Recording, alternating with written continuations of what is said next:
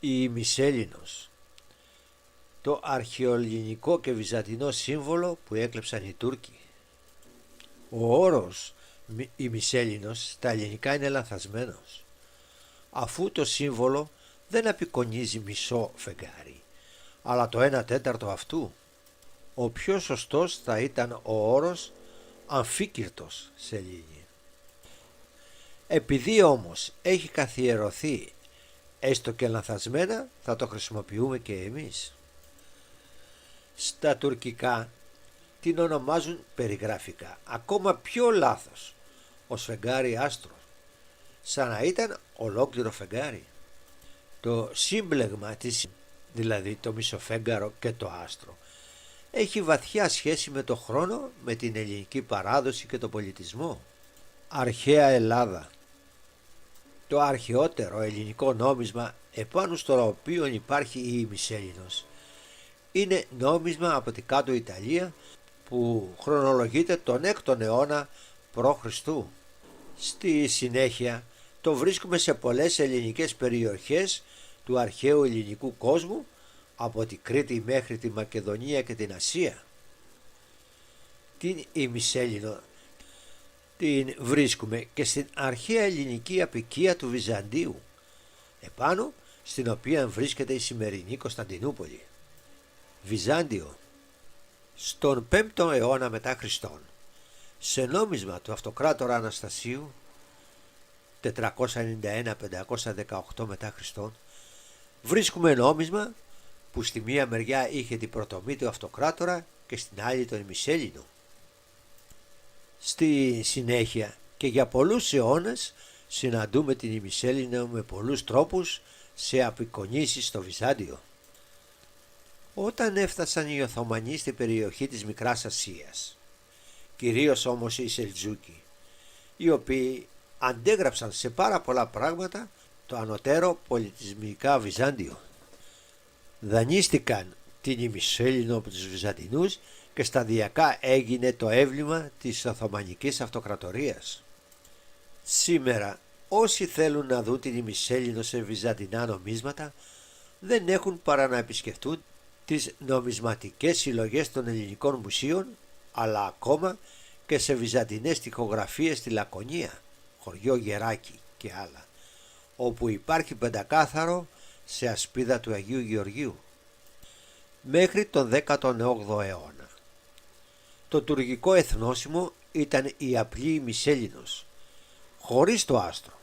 Το άστρο το πρόσθεσε ο Σουλτάνος Σελίμ ο Γάμα το 1789-1808 και είχε 8 ακτίνες, ενώ ο Σουλτάνος Αβδούλ Μελτζίτ 1840-1861 το έκανε με 5 ακτίνες. Φαίνεται λοιπόν ότι οι Οθωμανοί, όπως αντέγραψαν το Βυζάντιο σε διοίκηση, θεσμούς, μοντέλα σκέψης και 1000 άλλα πράγματα, έτσι και η ίδια η σημαία τους ήταν ένα κλεμμένο βυζαντινό σύμβολο. Η κλεμμένη ελληνική ημισέλινος, αρχαίο ελληνικό νόμισμα από το Βυζάντιο, σημερινή Κωνσταντινούπολη, νόμισμα αυτοκράτορα Θεοδόρου του Β, Λασκάρεως, 1254-1258 μετά Χριστόν, και οι Ρώσοι είχαν πάρει το μισοφέγγαρο από το Βυζάντιο. Λυπούμαστε που αυτή η παρουσίασή μας θα στενοχωρήσει τους γενίτσαρους πομάκους που βλέπουν την τουρκική σημαία και νιώθουν ρίγος.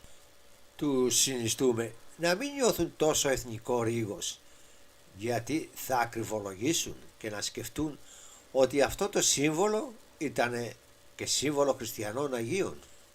Ας κρατήσουν λοιπόν την εθνική του συγκίνηση, γιατί αλλιώς θα κινδυνεύουν να τους κατηγορούμε εμείς ότι θέλουν να κάνουν τους πομάκους χριστιανούς. Αν δεν μας πιστεύετε, τότε οργανώστε με την Τουρκική Ένωση Ξάνθης ή με το Σύλλογο Επιστημόνων Μειονότητας μια εκδρομή στην Πελοπόννησο και πηγαίνετε στις τοιχογραφίες των χριστιανικών εκκλησιών να θαυμάσετε την τουρκική σημαία δίπλα σε σταυρούς και κεριά. Οι αρχικές καταβολές του συμβόλου αυτού όμως δεν είναι ούτε χριστιανικές αλλά παγανιστικές, αφού το σύμβολο αυτό Ήταν σύμβολο της θεάς Άρτεμις από την αρχαιότητα.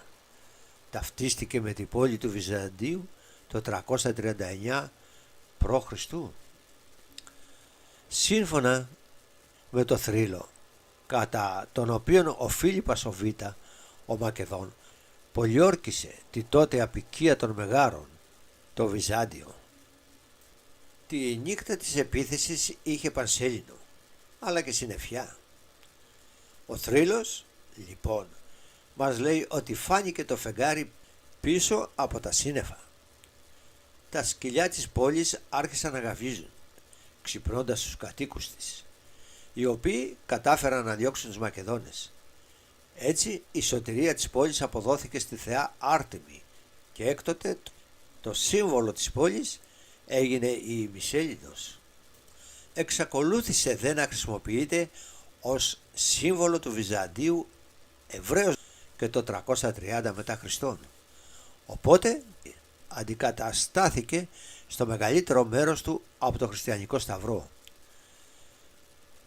Πάντως η υιοθέτησή τους από τους Οθωμανούς και ορισμένα βυζαντινά νομίσματα των πρώιμων κυρίως βυζαντινών χρόνων,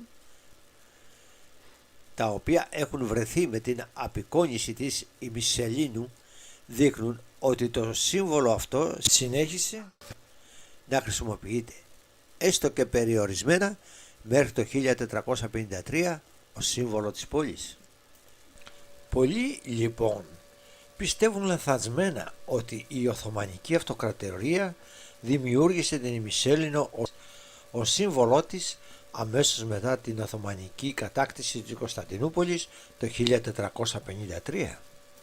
Κι όμως το σύμβολο αυτό δεν άνοικε πριν από την άλωση στους Οθωμανούς, αλλά στο Βυζάντιο, και οι τελευταίοι μετά από την κατάκτηση της βασιλεύουσας το οικειοποιήθηκαν και το έκαναν σύμβολο της αυτοκρατορίας τους.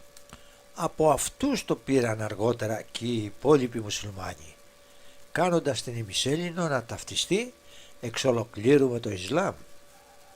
Την ημισέλινο τι ταυτίζουν όλοι σήμερα με το Ισλάμ, μουσουλμάνοι και χριστιανοί, αφού αυτή υπάρχει ως σύμβολο στις σημαίες πολλών κρατών που έχουν ως επίσημη θρησκεία την Ισλαμική. Μία από αυτές είναι και η σημαία της σύγχρονης Τουρκίας, αλλά είναι γνωστό ότι υπήρχε και στην παλαιότερη σημαία της Οθωμανικής Αυτοκρατορίας που ήταν πράσινη, το ιερό χρώμα του Ισλάμ και του προφήτη Μωάμεθ.